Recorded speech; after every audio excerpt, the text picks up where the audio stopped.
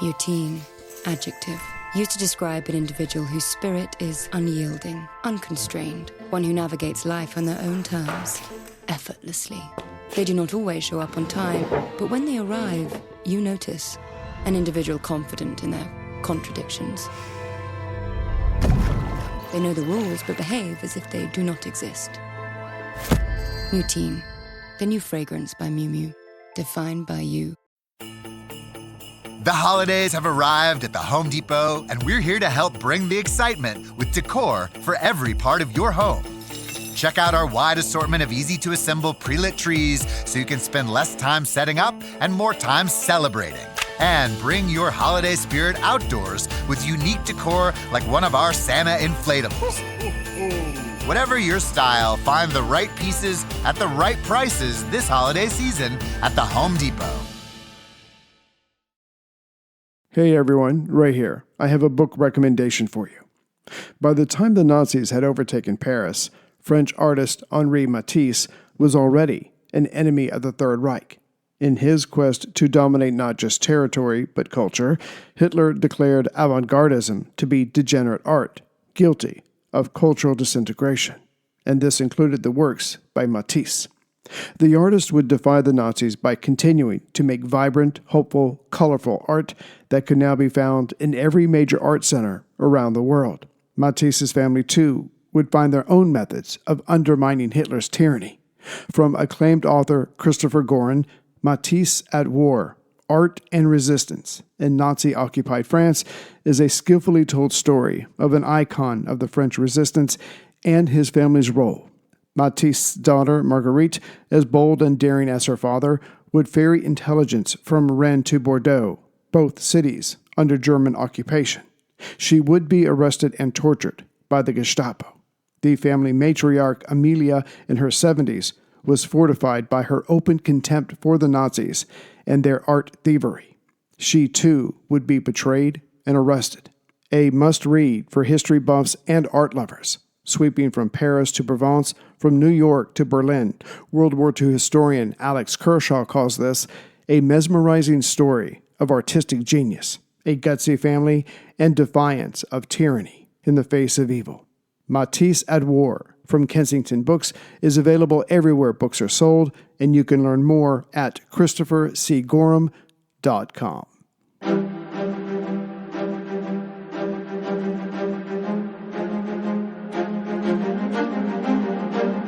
Hello, and thank you for listening to The History of World War II podcast, episode 571, Patton is now in command.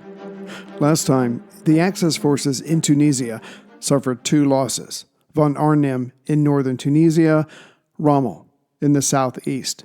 The latter defeat was much more serious, as it was supposed to ruin Monty's buildup and coming attack. And these 2 losses did nothing to help Rommel's physical ailment. He was currently suffering from something that was sapping his strength. In summation, the Axis forces were down in their number of panzers, while General Anderson had more American troops arriving from Oran and Algiers, and Monty had supplies coming through Tripoli, strengthening his 8th Army. It was indeed a dark time for the Desert Fox.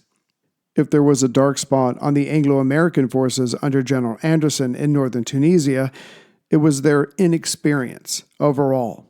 That they had held out against Rommel's attempt to thrust north, and then von Armin's attack to the west, was due to their numbers and quantity of equipment.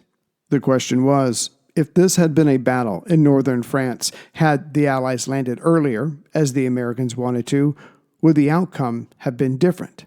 The answer, as there would have been many more German troops and panzers around, was most decidedly yes. The Americans needed to be bloodied, of course. They needed more training, and perhaps new leadership. And the latter they were about to get. One of the decisions from the Casablanca Conference was to make British General Harold Alexander and British Air Marshal Arthur Tedder Eisenhower's Army and Air Force deputy commanders when 8th Army was on Tunisian soil, which had happened. Alexander, now in command of the newly designated 18th Army Group, would set up his headquarters at Algiers, which was done on February 15th. He was now Eisenhower's man in Tunisia and expected to wrap up this theater. Officially, the message from Ike went like this: "You are appointed Deputy C&C of the Allied forces in French North Africa. Further, you are appointed commander of the group of armies operating in Tunisia. This takes effect 20th February 1943. Your mission is the early destruction of all Axis forces in Tunisia." Now, Alexander had been involved in past victories, but also past defeats, and it's fortunate for the Allies that he had a taste of both, for he was now in overall command of the 2nd U.S. Corps with its 1 armored and 3 infantry divisions, not to mention the British and the French. And he would be able to read the real situation when he toured the front in Tunisia. Alexander, after all, had been there for the retreat from Mons and the bloodletting in Flanders from the Great War. He had been the rearguard commander at Dunkirk in 1940 and had overseen the retreat of British forces from Burma. So, during his 4-day tour of the front, he realized that the chain of command in the 2nd Corps had many weak links, that the men were demoralized, and further, now that they had a British boss, they would be less likely to give him the benefit of the doubt. The first thing Alexander did was take the pressure and weight from General Anderson, who was clearly out of his depth. Alexander radiated calm, and that was felt throughout the command structure. Upon returning to his headquarters, Alexander wrote to General Alan Brooke, Chief of the Imperial General Staff, and cut right to the chase. "There is no policy and no plan of campaign. The air is much the same. This is the result of no firm direction or centralized control from above. My main anxiety is the poor fighting value of the Americans." As for taking the fight to the enemy, as he was in charge of the overall front now, Alexander did see possibilities from his maps and from his tour of how to cut the enemy down to size. He considered the 8th Army of Monty his right fist, the 18th Army his left, and from there many combinations were possible, except his left was considerably weaker than his right.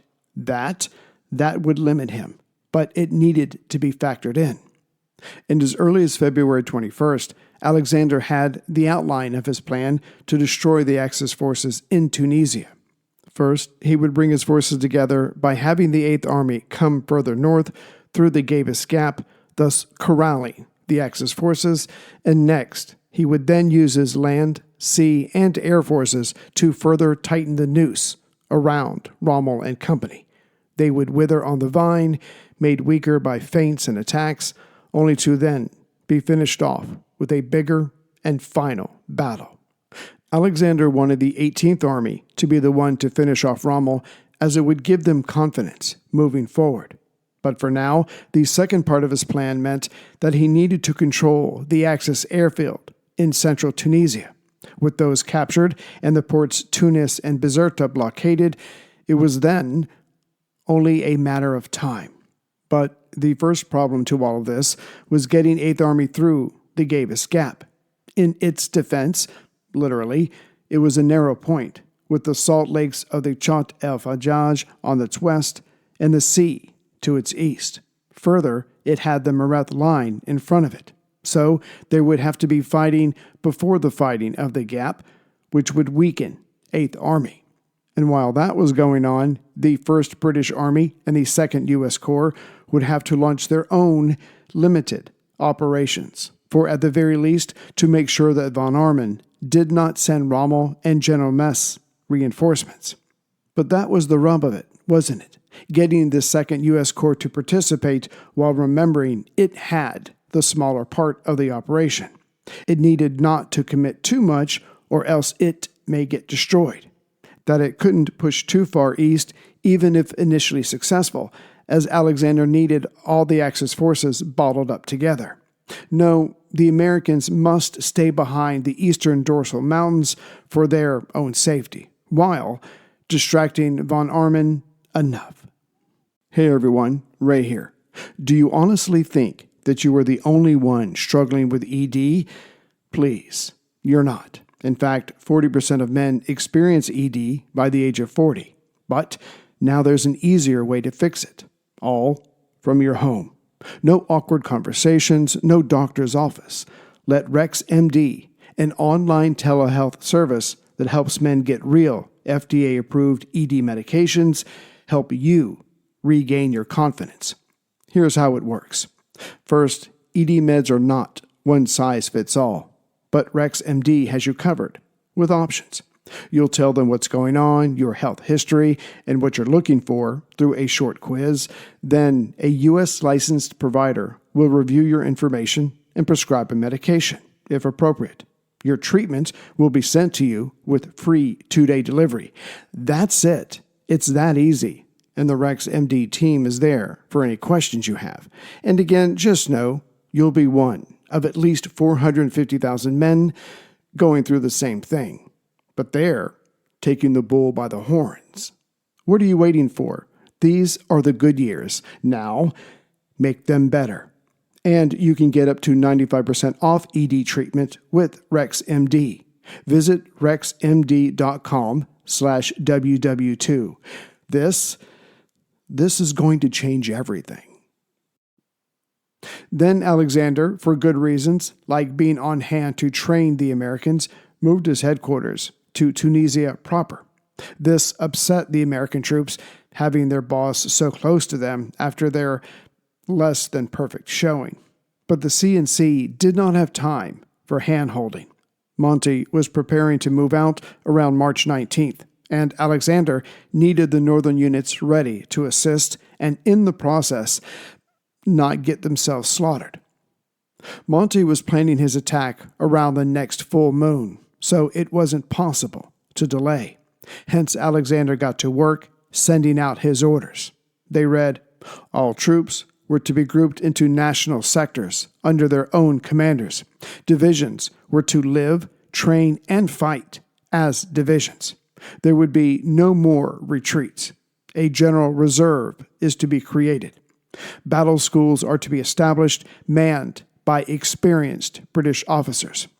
Training, which is to be carried out by all troops, will have an aim in mind and is expected to raise the fighting spirit to the highest pitch.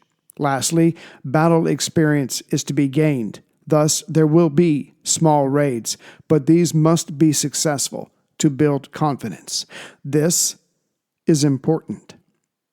Major General Lewis Truscott, who served under Patton, thought all of this was rather obvious, but he was missing the point. Yes, Eisenhower had been stressing these same points, but like most things, the execution is paramount.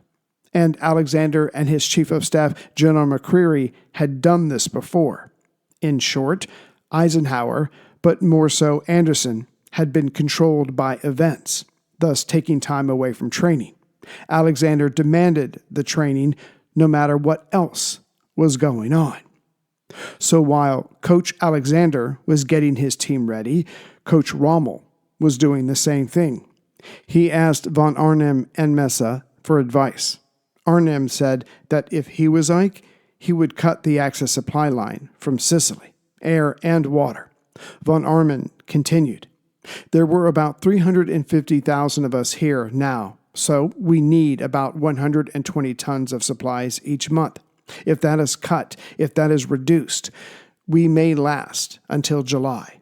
And for now, we are getting about half of what we need, so the front has to be shortened. Messe, who was even more demoralized, said he did not think he had what he needed to hold the Mareth line and wanted to pull back before 8th Army moved against him. So Rommel reported all of this to Kesselring, but also added, I suggest we let Messe pull back to northern Tunisia, and we hold the territory from Cape Sarat to Sidi Nazir and Mejez, which would have to be retaken from the enemy to a spot along the east coast just above Sousse. Kesselring, as was his duty, sent this on to Berlin and added his own note, saying, if we followed Rommel's advice, we would have to give up the airfields in central Tunisia and be, then, at an even worse disadvantage. I think we should stay where we are. Hitler backed Kesselring's point of view and said that the 120,000 tons of supplies each month would now be their target, and to that end, German naval officers would be placed in the Italian naval headquarters. With that done, Rommel left North Africa, getting back to his sick leave. This was on March 9th. Von Arnim was now in charge, and both men thought it was only a matter of time before the Desert Fox would be back at his post. Rommel, sensing something was amiss, went to Hitler's headquarters in Russia for a face-to-face. This was Rommel's impression of that meeting. Hitler seemed very upset and depressed about the Stalingrad disaster. He was unreceptive to my arguments and seemed to pass them off with the idea that I had become a pessimist. With additional troops, I even went so far as to guarantee him I would beat off any alien invasion in southern Europe. But it was all hopeless. He instructed me to take some sick leave and get myself right so that I could command again later for operations against Casablanca. It simply never occurred to him that things could go wrong in Tunisia. And as the saying goes, a whisper from a leader is louder than a scream from anyone else, and with Hitler's words, "take some sick leave," Rommel was out of the North African theater. Now it was von Arnim as Army Group Commander, Gustav von Arst as the 5th Panzer Army Commander in northern Tunisia, and General Messa, commander of the 1st Italian Army in southern Tunisia. The boundary between these two forces was marked with a line that went from the Meknasi Pass to the coast at Mahares. There were changes within the Allied camp as well. Alexander wanted Anderson out to be replaced by General Leese of 30th Corps, but Leese was already knee-deep in his plans to attack the Mareth line. So Anderson stayed. The CNC also wanted Fredendall out, but he did not want to disrupt the American camp too much too soon, so stayed his own hand. But Ike felt the same way about the 2nd U.S. Corps commander, ran it by Alexander, who passively agreed in that British way, so Ike called up General Patton from Morocco to take over at 2nd Corps, temporarily, and selected Major General Omar Bradley as Patton's deputy. The reason that Bradley was picked as deputy was that the long-term plan was that Patton at some point would have to pull out and return to Morocco to plan the invasion of Sicily, as that was to be his next command. So Bradley could then smoothly slide into command of 2nd Corps. And Patton did not disappoint. He did for the 2nd Corps what Monty did for the 8th Army. Patton came in loud and proud. He drove everywhere in his Jeep, spoke to the men, and all the while gleaming from head to toe. He was turned out, looking sharp, but brash, and the men loved that kind of talk. It was so American. The soldiers were now expected to look like soldiers at all times. The expectations were raised. The men had to wear their steel helmets and regulation uniforms, and in his own way, Patton brought some pride back to the men. Not that everyone loved it, but they too noticed the change. Again, Alexander was ever so cognizant that his right fist, 8th Army, was much stronger and more experienced than his left, the 18th Army, specifically the 2nd U.S. Corps. So it wasn't planned to play a big part, but that would change over time, as Monty would have a devil of a time advancing through Gabis Gap. In fact, Monty would make 5 requests for help, but Alexander would tone them down more often than not before they went to the Americans. Patton's army had only been training for 2 weeks. They needed to be eased into this. But Monty was now thinking of how the 2nd U.S. Corps could help him. He messaged to Alexander, "I suggest that 2nd U.S. Corps should secure Gafsa, located just west of the last ridge of the eastern dorsal, and have petrol waiting for me. And if they can take Gafsa, then maybe demonstrate down the Gabes road. And if his could be refueled, then Monty spoke of taking Sousse, maybe even Safax.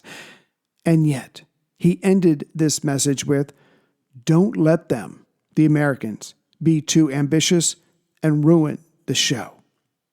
Alexander concurred with Monty's view about Patton's forces. For now, before the battle, the most the CNC would want from the Americans was to take these central airfields just southwest of Kasserine, then take Gaza, hold fuel for Monty there, and then only demonstrate towards McNassie Pass and Al Qatar, a town on the southern side of the same ridge that Gaza was close to its west. Doug. Here we have the Limu Emu in its natural habitat, helping people customize their car insurance and save hundreds with Liberty Mutual. Fascinating. It's accompanied by his natural ally, Doug. Limu? Is that guy with the binoculars watching us? Cut the camera. They see us. Only pay for what you need at libertymutual.com. Liberty, liberty, liberty, liberty. Savings vary. Underwritten by Liberty Mutual Insurance Company and affiliates. Excludes Massachusetts.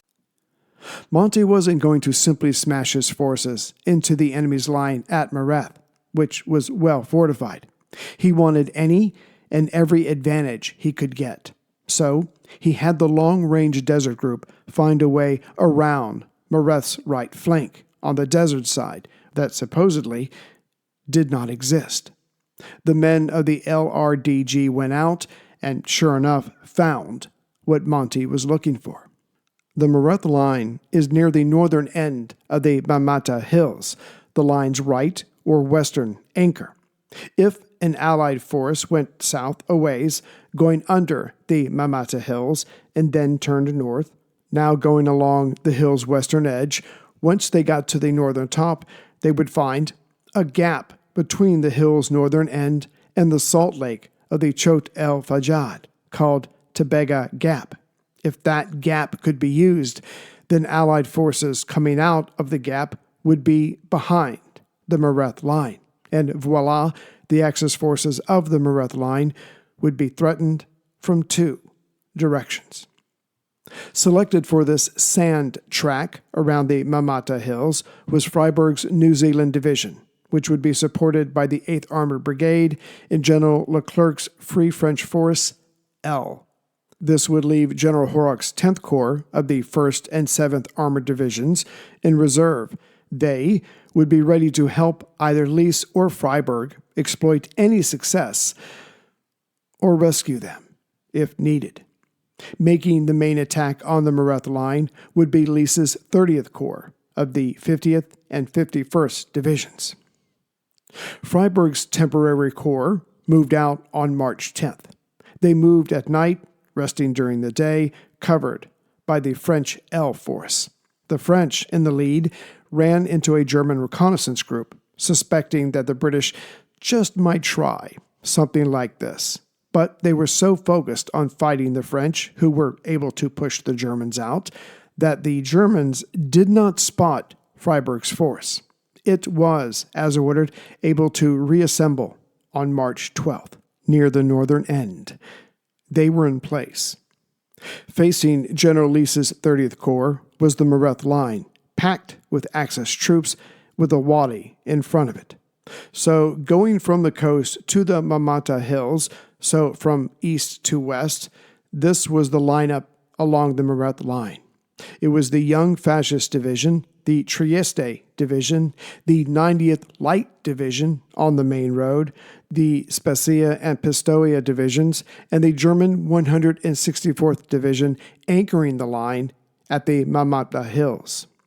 The 15th Panzer and Panzer Grenadier Regiment were in reserve, and the 10th and 21st Panzer Divisions were north of the Gabes Gap, in reserve as well. As for who was guarding the Tabega Gap that Freiburg's corps would have to smash into, that was the Italian Seriano group of 7 desert-trained frontier battalions who knew their business. Now all Lys had to do was kick things off by approaching the Mareth line. But how exactly to do that? Greetings, everyone, from Central Virginia. So, yeah, the big battle's coming up. The 8th Army's got its plans. We'll see if that works out because there's a lot of Axis forces in a very small place. So that could either be very good or bad for the attacking allies. We'll have to wait and see. Also, the Americans have their plan. And as you could probably imagine, Patton wants to do so much more. He wants a lot more responsibility. He wants more goals, but he's not thinking about the limitations of his men. He's thinking about his own, not so much ambitions, just his desire to engage the enemy. So again, we'll have to see how well Alexander handles or bridles Patton, if you will. So turning to more current events, I don't have any new members from the last time, but as far as donations, I have two. Let's see here. Baranquitas Rentals. They did not put a name, but the person did write a message. In honor of Charlie Walsh from Tiverton, Rhode Island, who loved history and would have loved your podcast. So, Baranquitas Rentals, thank you very much. And if I missed a name, I'm terribly sorry. And as far as Charlie Walsh, sounds like a good guy. So thank you for sending that in. And then Les Morcillo wrote back in again with a donation. And the message from Les said, Sylvia wishing me, a belated birthday greeting. So Les, Sylvia, thank you very much for that. Greatly appreciated. Not that it was any fun turning another year old, but hey, it happens to everybody, I'm told. So what are you going to do, right? So thank you very much for that. And yeah, so next week I have one book interview, and then we'll do a regular episode as well in the second half of the week, and we will see how the Battle of the Mareth line goes. A lot of moving parts, a lot of moving pieces. It's going to get very complicated very quickly. Take care, everyone.